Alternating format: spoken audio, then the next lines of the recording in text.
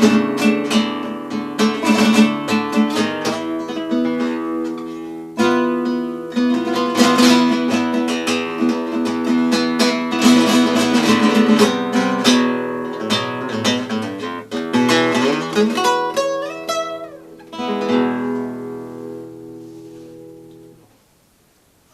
folks,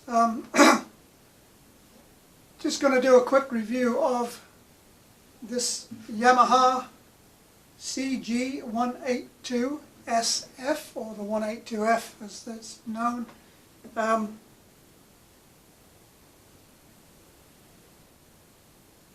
It's a very good guitar for the money, is my opinion. I'll tell you something about it. I've had it for over 2 years, and I got it around half the retail price from a second-hand shop, and it was in unplayed condition. I mean, just as new. It has a solid spruce top, is the #1 thing, and I've played it quite hard for 2 years, and the tone has improved a tremendous amount.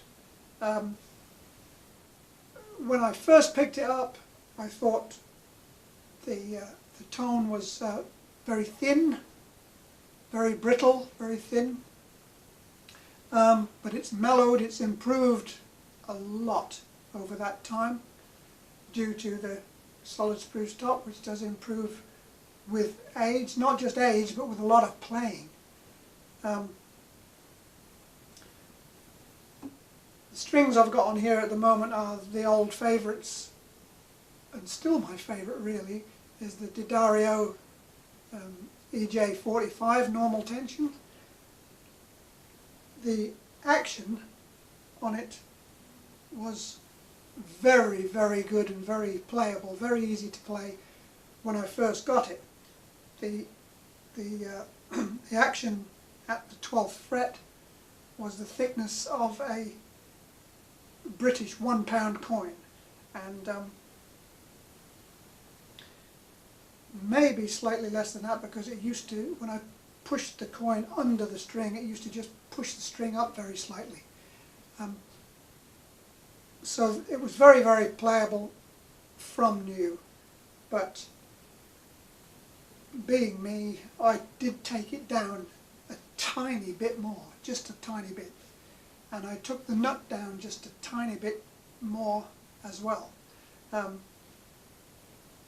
it wouldn't take much before it'd be on the 1st fret anyway, so, you know, unless you're knowledgeable and just got a reasonable amount of skill with this stuff, it's not really necessary to mess with the action on these. I think they're pretty good right away.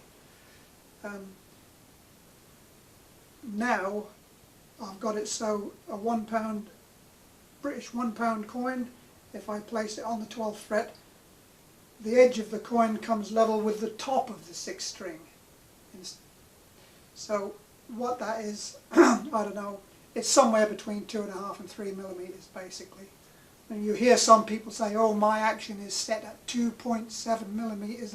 I've no idea how they measure such things, but if it feels good to me, and the British £1 coin, which I did check it out online, is supposed to be 3.1 millimeters thick.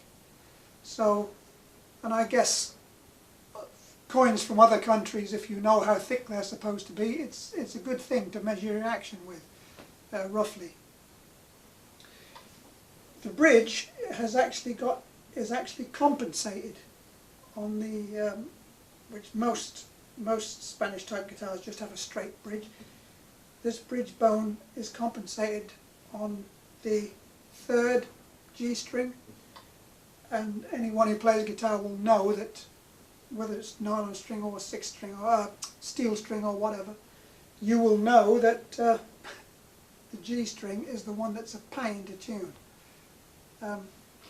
Especially if you've got a 6th string, steel string, I keep saying it, steel string guitar and you're using an unwound 3rd string. Anyway, the neck, I'll just show you the neck and the back and sides if I come a bit closer. The neck is very, very slim. Very slim. I wouldn't think you could actually take a neck down any thinner than that, which makes it very, very playable. Again, very easy to play. Heads are nicely ornamented. I see nothing wrong with them. If I can get that, yeah. The back and sides, cypress back and sides. I can't actually see on the camera what I'm actually doing here, so I hope you can see them all right. I've actually got an end pin jack in here that I've fitted myself with a transducer pickup, but I'm intending to fit an internal microphone actually soon. So with your cypress back and sides, which are obviously they would be laminated, but there's nothing wrong with laminated back and sides. I mean, most of the quality of your sound comes from the top. The top is your top quality loudspeaker that's giving you the sound. You sometimes get the same model of guitar, with either all solid or laminated back and sides, and I don't really know if it's worth the extra money to have the solid wood on the back and sides. I don't know. Personal choice. But Yamaha 182F, I like it very much. Solid spruce top. Super, super easy to play, which I think is what many people these days are looking for. Since I have taken this nut down just a tiny bit more, it's made it just a little bit more playable. So much so that when I'm playing solo, I never use a capo anymore. On my old guitar,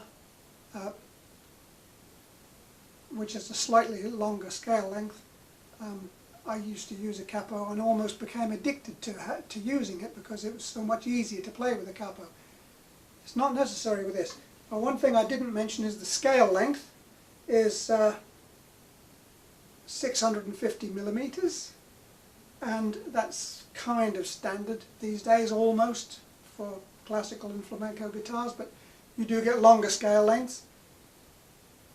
My old Aria guitar, which I also love, that I've had since around 1980, it has a 655 millimeter scale length, which is only 5 millimeters longer, about a quarter of an inch, whatever. And just that extra 5 millimeters, I use the same strings on it, extra 5 millimeters gives me a significant difference in string tension. It's very noticeable, and also just that little bit of extra stretch. Consequently, on my old guitar I became addicted to using a capo. On this one I don't need it. So all in all, for the price, I like it very much. And these strings are getting a bit old now, so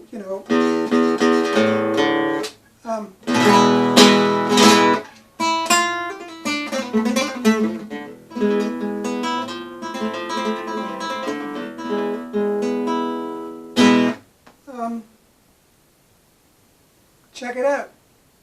I think it's very good value for money.